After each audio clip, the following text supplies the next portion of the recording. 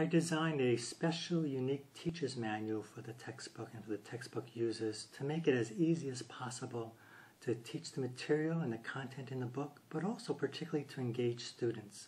I've won several teaching awards, and there's nothing like having an engaged audience and having students really talk deeply about the subjects, and particularly in terms of business ethics. So in the teacher's manual for each chapter, it clearly states 5 to 7 objectives. I then give a chapter overview about what to expect in that particular chapter, and then I outline the chapter for you. Here's the key parts of the chapter. At the end of every chapter in the textbook, there's 4 to 7 questions.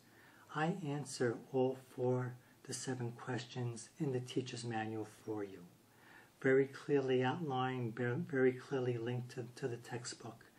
I also create other questions. The publisher would only let me give you 4 or 7 questions to fit in at the end of each chapter, but I might have 10 questions. So there's additional questions that you'll find in the teacher's manual that doesn't appear in the textbook itself. I've already mentioned the 3 ethical dilemmas that appear in each chapter. What would you do? Let's build a building, the Enron. I answer all 3 of those ethical dilemmas for you. No right answer. I summarize the different perspectives that could be taken that the students can have. I use the ethical theories to show you how to derive a moral decision, and then I help give advice on how to facilitate the discussion amongst the students. There's keywords, definitions that appear in the teacher's manual. And then the last thing I want to mention is each chapter in the teacher's manual has 5 or 6 innovative ways to engage students in the topic. For instance, Chapter 1 and Chapter 2 deal a little bit about capitalism.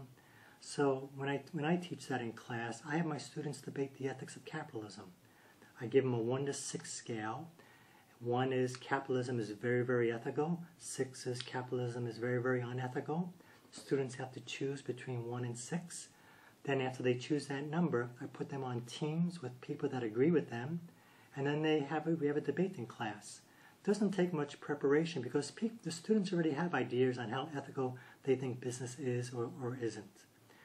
In terms of the hiring chapter, what I have my students do is they partner with another student in class, and they give each other access to their Facebook page. And I tell the students, there are ways for HR managers, whether you know it or not, to get into your Facebook page, even if you think you've got it well protected. So one student has to be the HR manager, and they look at the other student's Facebook page, and they tell the students, based upon your page, here's what I think about you. I think you drink too much, I think you swear too much, and you might want to clean up your Facebook page before you apply for a job. And then they switch roles, so they serve as consultants to one another. Last one I want to mention is with the Code of Ethics. When we talk about a Code of Ethics, I have my students actually create a Code of Ethics for the School of Business. They also create a Code of Ethics for Edgewood College, and then they assess Edgewood and the School of Business's performance based upon the Code of Ethics they create. So there's a lot of hands-on, interactive, proactive activities in each of these chapters. And if there's anything else you ever want in one of these in the teacher's manual, all you have to do is let me know, and you'll see it in the next edition. Thank you.